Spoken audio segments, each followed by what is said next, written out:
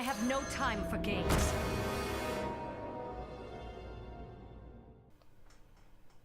Hey, what's up guys? This is the Gaming Fanboy here, and welcome back to the channel. So today, I know everybody's trying to think about it, everybody's trying to get there. You guys want to hit Legend ASAP, right? It's near the end of the month. Some of you guys, for the first time, you really want to hunker down and get to Legend. So I'm going to give you the 5 best decks right now that are available on ladder according to statistics that can get you to Legend.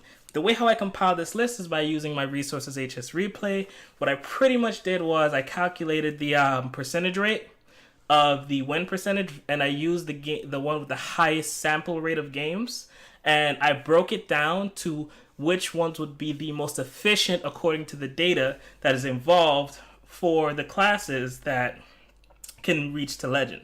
So before I get into the top 5, I want to give an honorable mention to Shaman, because there is no Shaman in the top 5 list at all. It doesn't exist. So therefore, I want to say that there is one Shaman deck at a 54.54% win rate, which takes about 7.4 minutes a game. It is Token Shaman with roughly 255 games. Even you can hit Legend with Token Shaman, possibly, if you don't hate your life. But aside from that, let's get into the top 5. So at number 5, we have Pirate Warrior. Pirate Warrior is, this particular list is running at a 55.21% win rate, which is pretty decent. Pretty much punishing your opponent for their bad draws early game and just winning the game outright. The games end in about 5.3 minutes, roughly. At about 225 games, you can hit Legend with Pirate Warrior. This estimates to about 20 hours worth of gameplay. Now, mind you, Pirate Warrior has certain really good matchups. Any aggro deck has a really good matchup against certain tempo decks. It really punishes rogues, and it also can beat Kazakus Priest to a certain extent. But that's pretty much where Pirate Warrior stands. The next one we have is number 4, Aggro Hunter. Aggro Hunter and the next one on this list were very close when I calculated out the percentages, but now Aggro Hunter is number 4 at a 55.97% win rate. Matches take about 4.8 minutes, and due to this, it'll take about 400 games to reach Legend in about 16 hours worth of gameplay. The problem with Aggro Hunter is a lot of this is due to the fact that games end really quick. The games are either ended by turn 3 or 4, or they're ended by turn 5. And you'll understand it a bit better by the next example here, which is number 3, which is the Tempo Rogue. Tempo Rogue is at a roughly 57.82% win rate. The games ended about 6.3 minutes, which is about almost 2 minutes more than Aggro Hunter. However, Tempo Rogue at about 155 games, due to its consistency in play, can reach Legend in about the same amount of time, 16 hours. Now, mind you, Tempo Rogue is significantly more difficult to play than Aggro Hunter. To play well, see, standard Tempo Rogue, it's pretty easy for the most part to play, but to play Tempo Rogue well, when to save your dagger, when to put juice in that 1 extra damage, when to not juice in that 1 extra damage, takes a lot of practice and a lot of skill. So between these two, but however, due to the consistency, I went ahead and put Tempo Rogue as number 2. At number 3, sorry. At number 2, we have Aggro Druid.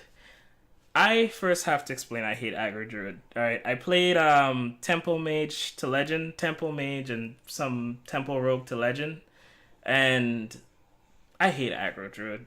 I hate, especially like in the higher grind, every time you see one of these guys, Aggro Druid completely punishes your opponents having bad hands all day, every day. If your opponent doesn't have a hand or doesn't get a good enough mulligan to handle Aggro Druid, you completely lost. And since there's a mix of Aggro and J Druids on the ladder, you can never really prepare. I mean, only when you get to high Legend, or when you get to Legend period, you start seeing the same names over and over again, where you can plan ahead for an Aggro Druid. But let's go ahead and give you guys the numbers on how crazy Aggro Druid is, right? So Aggro Druid is number 2 at a 56.95% win rate. This is pretty good, But the fact that it does games end in about 5.5 minutes for Aggro Druid, which leaves it at 173 games to get to Legend, which is 15.8 hours to get to Legend. That is disgusting, right? That is just blitz, blitz, blitz. I lost, concede, I won, you concede, move on, right? On to the next match. And this is insane.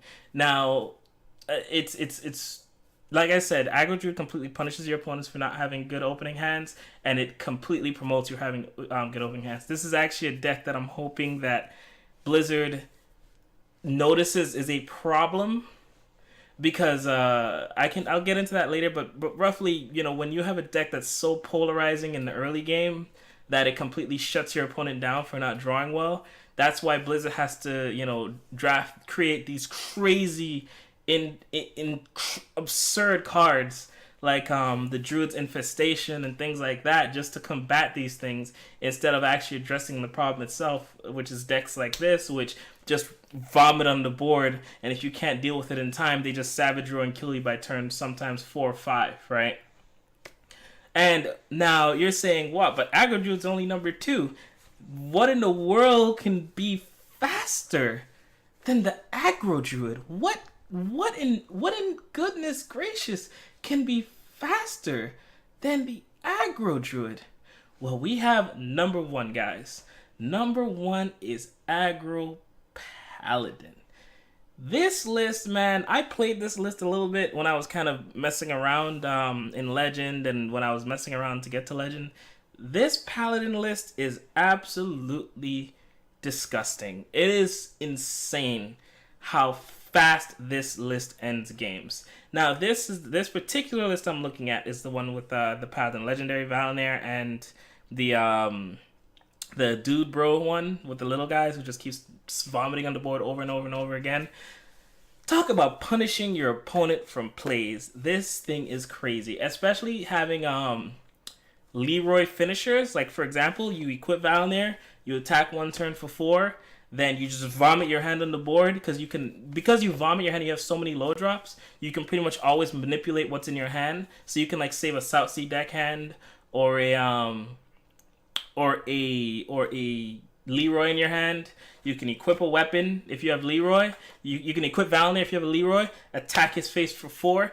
Leroy becomes a 10 4, whatever, 10-4, whatever his defensive stat is irrelevant. He becomes a 10 card.